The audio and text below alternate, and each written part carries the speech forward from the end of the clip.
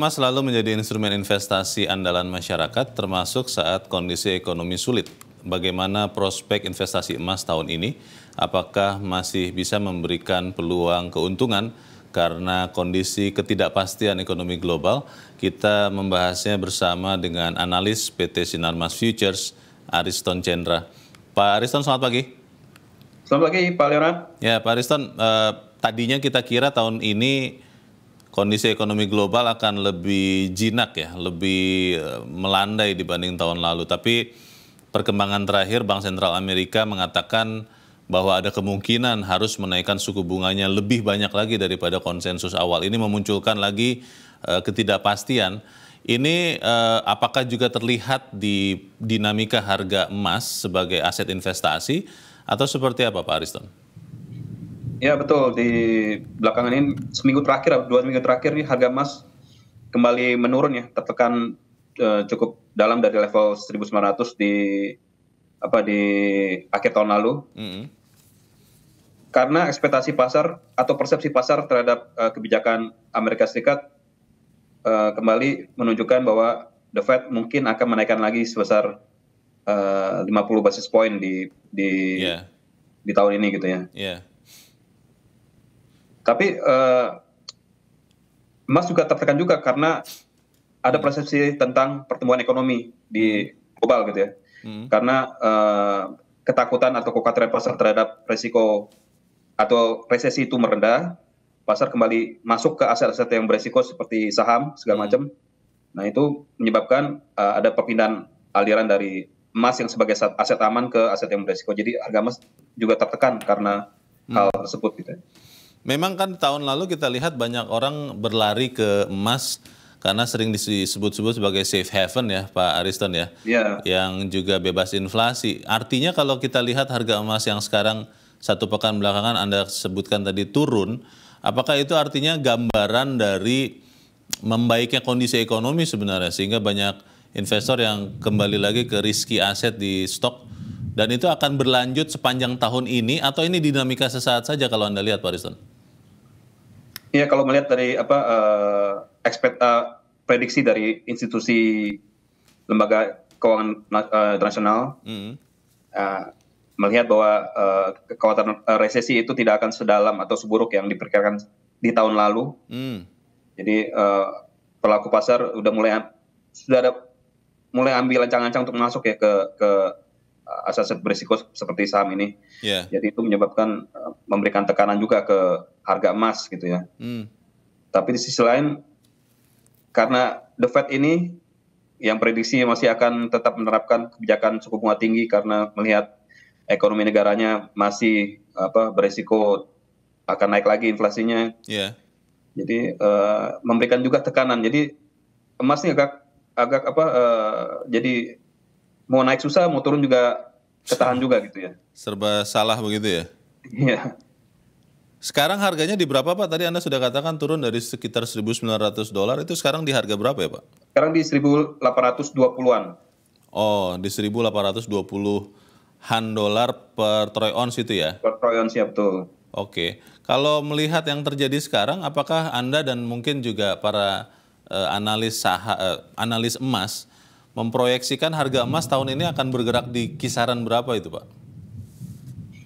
Iya, kalau lihat dari kebijakan The Fed mungkin masih akan naik sampai 5,5% ya. Berarti masih ada ruang untuk menaikkan sekitar 75 basis point gitu ya. Itu mungkin 2 kali kenaikan lagi di tahun ini, mungkin dihabiskan di kuartal kedua ya oleh The Fed gitu. Itu mungkin akan muncul lagi persepsi dari pelaku pasar bahwa mungkin The Fed udah stop menaikkan suku, udah pol ini ya. Jadi ini bisa memberikan dorongan untuk kenaikan harga emas lagi ya. Dan di sisi lain untuk jangka panjang sebenarnya ekonomi masih berisiko ya, masih banyak gangguan di perekonomian global. Perang Rusia Ukraina masih belum berakhir, tensinya juga masih tinggi gitu ya. Dan potensi resesi juga masih besar ya karena dampak dari pandemi yang menyebabkan negara-negara berutang banyak gitu ya. Mungkin ada sebagian kesulitan untuk bayar utangnya. Jadi ini menjadikan kesempatan bagi para pelaku pasar untuk masuk ya, untuk ke emas, untuk mulai menyimpan emas lagi. Jadi bisa mendorong harga emas mungkin balik lagi ke area 1.900 gitu ya per dolar per troy ounce gitu. Kembali lagi ke 1.900-an dolar per troy ounce ya. Iya, Pak Ariston, banyak pemirsa kita yang mungkin sedang belajar atau mau memulai investasi emas, atau juga sudah ada yang berinvestasi emas dan seperti yang tadi Anda katakan sedang bingung ini. Apakah waktunya profit taking kalau masih ada profit, kalau sedang loss apakah cut loss, menambah posisi, atau yang belum punya posisi mulai menambah posisi. Saran Anda seperti apa Pak? Untuk investor khususnya yang berpikir karena situasi tidak pasti, emas ini bagus untuk investasi. Saran Anda seperti apa? Ya, jadi investasi ini karakternya kan safe haven. Naik ketika kondisi ada gejolak di perekonomian global. Yeah. Jadi kalau masa aman, berarti kan emas bisa melandai itu. Nah itu kesempatan sebenarnya untuk masuk ya, untuk mengumpulkan emas ya. Tapi bukan untuk dijual lagi dalam waktu dekat gitu. Jadi jangan berekspektasi untuk investasi emas tuh horizon investasinya tuh singkat gitu. Jadi usahakan dipanjangin lah setahun atau 2 tahun gitu ya. Oke. Mas, karena gejolak ekonomi makin hari makin dekat gitu ya, makin siklusnya makin dekat gitu. Jadi bisa tahun depan ada gejolak lagi, nah itu harga emas berpeluang naik lagi. Jadi justru di saat ekonomi aman-aman aja itu peluang untuk mengumpulkan emas gitu ya, sesuai dengan kemampuan investasi masing-masing pelaku pasar. Oke. Itu berarti tadi Anda sarankan buy on weakness begitu ya, kalau istilah umum teknikal begitu ya untuk emas ya. Buy on weakness-nya itu di kisaran harga berapa itu Pak kalau untuk emas Pak? Kalau lihat konsolidasi sekarang untuk harga internasionalnya itu mungkin di sekitar 1.700-an ya, 1.700 sampai 1.800 awal lah. Oke. Ini saatnya di sini sebenarnya udah bisa untuk mulai masuk mencicil beli ya. Kalau untuk harga Antam mungkin itu di sekitar di bawah 1 juta lah ya. 980, 970 itu mungkin harga yang bagus untuk masuk gitu ya. Jadi karena kalau di Antam ini bedanya spreadnya ya, antara harga beli dengan harga buybacknya itu cukup besar ya, 120.000 ya bedanya. Jadi sebisa mungkin dia ambil di level yang serendah mungkin gitu ya. Oke. Kalau saya lihat itu level 900-an itu udah support untuk harga belinya gitu. Ya. Saya ulangi lagi diterjemahkannya, kalau harga internasional di sekitar 1.700-an sampai 1.800-an dolar per troy ounce, atau harga Antamnya di bawah 1 juta rupiah per gram begitu ya Pak Ariston ya, di 970, 980 ribu. Karena kalau di atas 1 juta biasanya selisih harga jual belinya sudah terlalu lebar ya, 120-an ribu ya, tadi Anda katakan begitu ya Pak ya? Iya. Jadi sekarang harga belinya sekarang di 1.015.000 ya. Itu buybacknya di 900-an, 900 ribu ya. Jadi ketika kita beli di atas 1 juta, bisa jadi kita jualnya susah untuk di atas 1 juta begitu Pak? Iya, iya. Karena upside-nya harga emas Antam mungkin ya masih peluang sih ke 1.100.000 ya. Tapi itu akan kembali lagi terpengaruh juga oleh kondisi rupiah juga ya. Iya. Kalau semakin nanti menguat, ke 800 agak sulit dia ke 1.100.000. Baik, Pak Ariston, ini kan kalau kita lihat tadi dikatakan bahwa time horizon ya, maksudnya waktu untuk menyimpannya harus lebih lama, 1 sampai 2 tahun, benar ya Pak ya? Ya betul. Dan belinya itu memang harus dicicil atau boleh full power ketika misalnya ada aset yang berlebih mau dimasukkan ke emas sekaligus sekali beli, atau memang harus dicicil Pak? Ini yang horizon yang panjang ini untuk yang emas logam mulia maksudnya, bukan trading di bursa berjangka gitu ya. Logam mulia fisik ya maksudnya ya? Iya, karena spread yang besar itu. Jadi lebih baik sih dicicil ya, karena ketidakpastian itu lagi, ketidakpastian global yang menyebabkan harga emas juga volatil gitu ya, naik turun gitu. Jadi mungkin kita bisa mendapatkan harga emas lagi yang lebih di bawah gitu ya. Jadi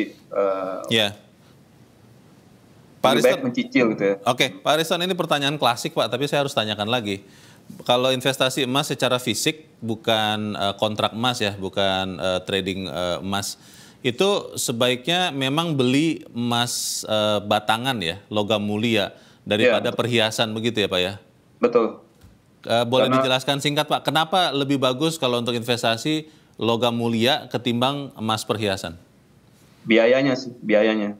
Juga dinilai belinya lebih tinggi daripada perhiasan, karena kadarnya lebih tinggi kan ya. Kemudian biayanya, karena logam mulia tidak seperti perhiasan yang butuh banyak biaya untuk memproduksinya.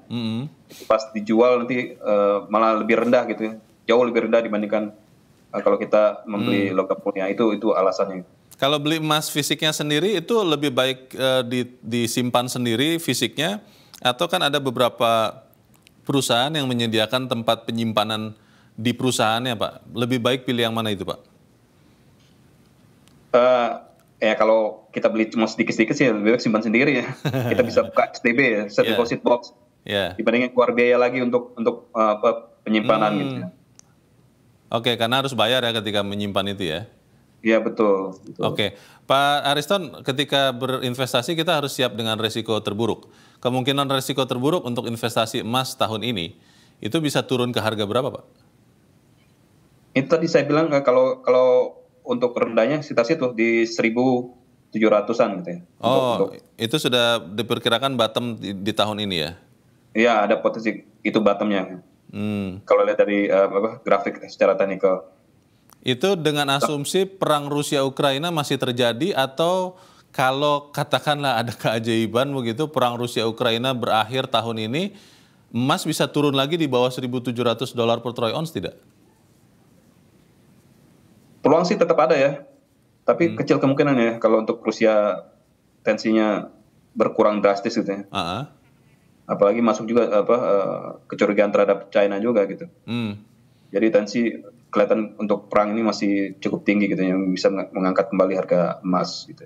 Iya, tapi kalau katakanlah misalnya ada keajaiban gitu begitu Pak, perang Rusia Ukraina berhenti, itu harga emas turun lagi di bawah $1.700. Ya, bisa jadi Pak, karena kan orang makin senang sekali masuk ke aset berisiko, jadi bisa all in gitu ke aset berisiko. Jadi mereka meninggalkan lagi harga emas sebagai aset. Tapi jangan khawatir, sebenarnya emas ini dari tahun-tahun kelihatannya harganya selalu naik ya. Iya ya. Meskipun ada gejolak dinamika di pasar gitu ya, karena baik. Kondisi ekonomi selalu tidak stabil belakangan ini. Gitu.